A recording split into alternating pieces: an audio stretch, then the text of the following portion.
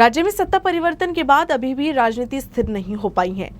एक ओर सत्ताधारी दावा कर रहे हैं कि शिवसेना के कुछ और विधायक शिंदे गुट में शामिल होंगे, तो वहीं अब विपक्ष ने दावा किया है कि शिंदे गुट के कुछ विधायक उनके साथ आने को तैयार हैं। एनसीपी विधायक अमोल मिटकरी ने दावा किया है कि शिंदे गुट के कई विधायक इस कैबिनेट विस्तार में मंत्री पद नहीं मिलने से नाखुश हैं और वो वापस आना चाहते हैं। अकोला में पत्रकारों से बात करते हुए अमोल मिटकरी ने कहा कि मंत्रिमंडल का विस्तार नहीं होने से शिंदे गुट के कई विधायक नाराज हैं और उन्हें लगता है कि वो मंत्री नहीं बन पाएंगे, इसलिए करीब 12 विधायक एनसीपी के संपर्क में हैं। बाप्पांचं आगमन घरोघरी होते। मी महाराष्ट्राच्या जनतेला शुभेच्छा देतो आणि आज बऱ्याच सेलिब्रिटींच्या घरी पण गणपती बाप्पा विराजमान झाले। शिंदे गटातील अनेक आमदारांच्या घरी पण विराजमान झाले। काल आमच्या पक्षाचे प्रदेशाध्यक्ष जयंत पाटील साहेब गडचिरोली दौऱ्यावर असताना अनेक आमदार त्यांच्या संपर्कात होते शिंदे गटाचे। त्यांनी सांगितलं की आता मंत्रिमंडळाचा काही विस्तार होत नाही आहे, आम्हालाही कोण्या जिल्ह्याचं पालकमंत्रीपद किंवा कॅबिनेट मंत्रीपद भेटेल असं वाटत नाही, त्याच्यामुळे आम्ही फडणवीस सरकार शिंदे सरकार सोडून येण्याच्या मनस्थितीत आहोत। असे 12 आमदार राष्ट्रवादी काँग्रेस पक्षाच्या जवळपास संपर्कात आलेले आहेत। प्रांताध्यक्ष जयंत पाटील साहेब यांच्याकडे त्यांची नोंद आहे आणि त्याबद्दल कुठेही वाच्यता करू नये असे सक्त आदेश आम्हाला असल्यामुळे आम्ही काही त्याबद्दल बोलणार नाही। मात्र सध्याच्या सरकारमध्ये काही ऑल इज वेल नाही, पण आज बाप्पाकडे एकच मागेल, इडा पिळा टळो, बळीचे राज्य येओ, ईडीचे सरकार टळो आणि कष्टकऱ्यांचं महाविकास आघाडीचं सरकार परत सत्तेवर येओ। कृषि उत्पन्न बाजार समिति में सोयाबीन की कीमत तेजी से गिर रही है। अकोला बाजार समिति में सोयाबीन का भाव औसत 5,300 रुपए प्रति क्विंटल रहा। बुधवार को बाजार समिति में 2,067 क्विंटल सोयाबीन प्राप्त हुआ। सोयाबीन की कीमतों में गिरावट से किसानों में निराशा का माहौल है। एक हफ्ते में सोयाबीन के भाव में 500 रुपए की गिरावट आई है। एक और इस साल के खरीफ सीजन में सोयाबीन क्षेत्र में रिकॉर्ड इजाफा होने का अनुमान जताया गया है। वहीं दूसरी ओर बाजार में सोयाबीन के भाव दिन ब दिन कम होते जा रहे हैं। इस साल खरीफ की देर से बुआई के कारण किसानों ने उड़द और मूंग को छोड़कर सोयाबीन की बुआई पर जोर दिया है। कीमतों में तेजी से गिरावट के साथ सोयाबीन का भविष्य क्या होगा, ऐसा सवाल किसानों के सामने अब खड़ा हो गया है। फिलहाल दाम बढ़ने की कोई संकेत नहीं मिलने से जिन किसानों के पास माल है वे उन्हें बिक्री के लिए ला रहे हैं। अकोला जिला महिला अस्पताल में अस्थायी भर्ती में अभ्यर्थियों द्वारा भ्रष्टाचार की शिकायत किए जाने के बाद जांच की जा रही है। मामले की जांच कर रही समिति ने सभी सबूत इकट्ठा कर रिपोर्ट तैयार कर रही है। इस मामले में सबकी निगाहें रिपोर्ट पर टिकी है। जिला महिला अस्पताल में ठेका भर्ती के मामले में अमरावती में आरोग्य परिवार कल्याण प्रशिक्षण केंद्र के प्राचार्य डॉक्टर अजय डवले की अध्यक्षता वाली एक समिति ने जांच की। अस्पताल के 500 बेड के विस्तार में तृतीय और चतुर्थ श्रेणी के 100 से अधिक पद कुछ महीने पहले कॉन्ट्रैक्ट बेसिस पर भरे गए थे। उपनिदेशक स्वास्थ्य कार्यालय द्वारा दिए गए पदवार मानदंड एवं दस्तावेज सत्यापन के अनुसार विभिन्न पदों पर चयनित उम्मीदवार मापदंड के अनुसार नहीं है। इस कारण जिला महिला अस्पताल में चयनित कम से कम 17 उम्मीदवारों को बर्खास्त कर दिया गया है। समिति में 4 सदस्य है और समिति ने ठेका भर्ती प्रक्रिया को लागू करने वाले स्वास्थ्य अधिकारियों, कर्मचारियों आदि के बारे में पूछताछ की। इस मामले में शिकायतकर्ताओं ने समिति के समक्ष अपने सबूत प्रस्तुत किए हैं। इस बीच कमेटी जांच के बाद स्वास्थ्य उप निदेशक को रिपोर्ट सौंपेगी, जिन्होंने अपनी जान की परवाह किए बिना कोरोना काल में मरीजों की देखभाल की। उन्हें दूर रखकर यह भर्ती प्रक्रिया की गई है। रोगी कल्याण समिति के सदस्य पराग गवई ने उम्मीद जताई है कि इस जांच से कोरोना योद्धाओं को न्याय मिलेगा। आरोग्य सेवा मंडळ अकोला मार्फत स्त्री रुग्णालय अकोला इथे कॉन्ट्रॅक्ट पद्धतीची जी भरती झाली होती त्या भरतीची आम्ही मेमध्ये तक्रार केली होती। त्या अनुषंगाने आज त्या भरती संदर्भात चौकशी समिती नेमण्यात आली। चौकशी समितीसमोर आज आमचे बयान देण्यात आले। आम्ही त्यामध्ये नातेवाईकाला कशा पद्धतीने प्राधान्य दिलं, त्याचप्रमाणे कसं गैरप्रकार झालेला आहे ह्या सगळ्या निर्देशन आणून दिलेलं आहे। आम्ही समितीकडून एवढीच अपेक्षा करतो की त्यांनी निपक्ष चौकशी करून ज्यांनी कोविड काळामध्ये रुग्णांची सेवा केली, देशाची सेवा केली, अशा कोविड योद्ध्यांना त्यामध्ये प्राधान्य देण्यात यावं। ही भरती प्रक्रिया रद्द करून पुनश्च भरती प्रक्रिया घ्यावी आणि कोविड योद्ध्यांना ज्यांची गुणवत्ता आहे अशा उमेदवारांना त्यांनी प्राधान्याने देऊन ही भरती प्रक्रिया पारदर्शकपणे करावी, एवढीच आमची त्या समितीसमोर मागणी आहे। अकोला स्थित यूसीएन कार्यालय में कर्मचारियों ने बड़े उत्साह के साथ श्री गणेश की स्थापना की। इस अवसर पर आरती पूजा कर प्रसाद वितरण किया गया। संक्रामक कोरोना के चलते पिछले 2 साल से गणेशोत्सव साधारण तरीके से मनाया गया। इस वर्ष गणेशोत्सव निर्बंध मुक्त वातावरण में मनाया जा रहा है। प्रिय गणपति बापा को हर साल की तरह इस साल भी अकोला स्थित यूसीएन कार्यालय में स्थापित किया गया।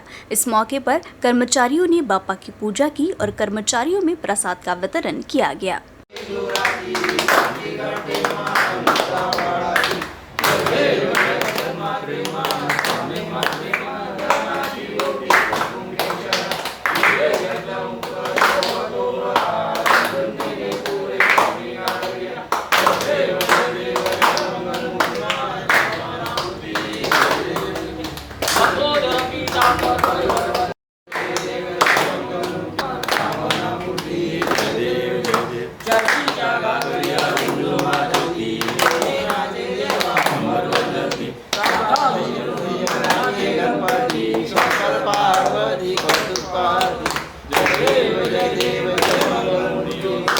सब तरफ गणेश जी का आगमन हो चुका है। साथ ही गणेश उत्सव के दौरान अकोला शहर के बाजारों में विभिन्न फूलों की मांग बढ़ गई है। साथ ही फूलों की कीमत में भी वृद्धि देखी जा रही है।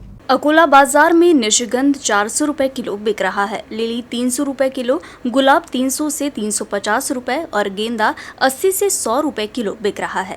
त्योहार की वजह से फूलों के दाम बढ़ गए हैं और मुख्य बाजार में फूल ऊंचे दामों पर बिक रहे हैं। इन फूलों को नागपुर, नगर, पुणे से बिक्री के लिए अकोला लाया जाता है। अकोला में फूलों की काफी मांग है। फूलों का गुंडा खुदरा बाजार में 150 रुपए से 200 रुपए प्रति किलो बिक रहा है। इसलिए एक छोटा सा हार फिलहाल 40 से 50 रुपए और बड़ा हार 150 से 200 रुपए में बाजार में बिक रहा है। संत गजानन महाराज की पुण्यतिथि पर गुरुवार को संत नगरी में आए लाखों श्रद्धालुओं ने श्री के चरणों में नमन किया। गण गण गणात बोते जय गजानन, श्री गजानन के नारे लगाए। श्री का रजत मुखौटा, पालकी रथ, गज और घोड़े के साथ नगर भ्रमण के लिए निकाले गए। रजत मुखौटे की पूजा विश्वस्त मंडल के हाथों की गई। पालकी में श्री गजानन महाराज इंग्लिश स्कूल के विद्यार्थियों ने भी भाग लिया। इस दौरान विभिन्न जगहों पर पालकी का स्वागत किया गया।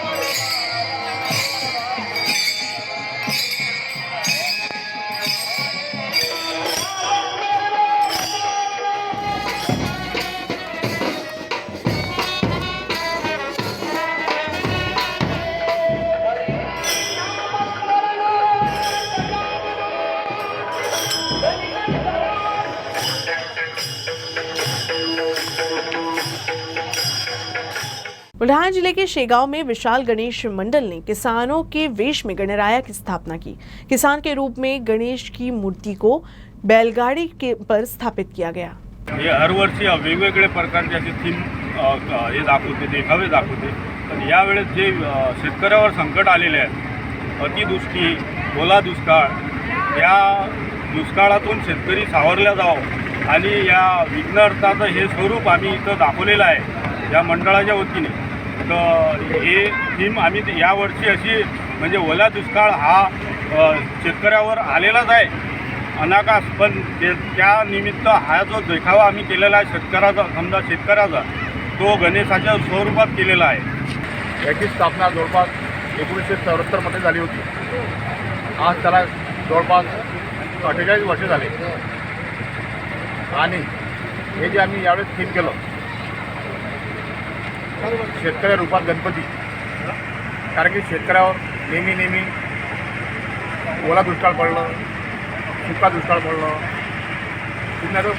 नेहमीच शेतकरी हा संकटात असतो। कुछ भूमिहीन नागरिकों ने 1990 के दशक से सरकारी ई क्लास भूमि पर अतिक्रमण किया है और खेती कर रही हैं। सरकारी तंत्र द्वारा इस खेत में उगाई गई फसलों को जेसीबी लगाकर नष्ट करने से इन लोगों को काफी नुकसान हुआ है। अकोला में जमीन हक अभियान संगठन ने इसके विरोध में 8 सितंबर से अनिश्चितकालीन जंगल राहुटी आंदोलन करने की चेतावनी दी है। उर्दीजापुर के लोग 1990 से सरकारी इक्लास जमीन गट क्रमांक 245 और 2046 पर अतिक्रमण कर खेती कर रहे हैं। जिला कलेक्टर नीमा अरोरा के आदेशानुसार शासकीय व्यवस्था ने इस भूमि की फसलों को नष्ट कर दिया। लगभग 5000 परिवारों की आजीविका इस पर निर्भर थी। जिला कलेक्टर के खिलाफ अनुशासनात्मक कार्रवाई की जाए और उनका तत्काल स्थलांतरण किया जाए।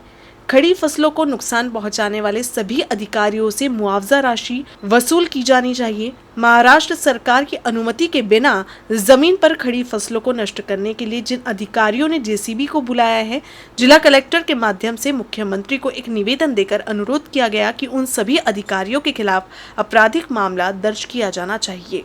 जमीन हक्क अभियानचे या अकोला जिल्ह्यातले सर्व कार्यकर्ते पदाधिकारी आणि जमिनीच्या संबंधानं जे बेकायदेशीरपणानं ऑगस्टच्या फर्स्ट वीकमध्ये जिल्हाधिकारी मॅडम यांनी कारवाई केली आणि सरकारी इक्लास गायरान जमिनीवरील जवळपास अकोला जिल्ह्यातील 5000 लोकांच्या जमिनीवरील पीक ट्रॅक्टर आणि जेसीबीच्या माध्यमातून बेकायदेशीररित्या शासनाची कोणतीही पूर्व परवानगी न घेता पीक उद्ध्वस्त करण्यात आलेले आहे। त्यामुळं त्या कारवाईचा निषेध म्हणून आणि झालेल्या अन्यायाचा निषेध म्हणून त्याचप्रमाणे झालेल्या जे काही नुकसान आहे ते नुकसान भरून मिळण्यासाठी आम्ही या ठिकाणी निवेदन दिलेले आहे आणि त्याच्यात विविध प्रकारच्या मागण्या करण्यात आलेल्या आहेत। सगळ्यात पहिली मागणी आमची हीच आहे की जिल्हाधिकारी मॅडम यांना या जिल्ह्यातून त्वरित बदली करण्यात यावी आणि त्यांच्यावर शिस्तभंगाची कारवाई करण्यात यावी।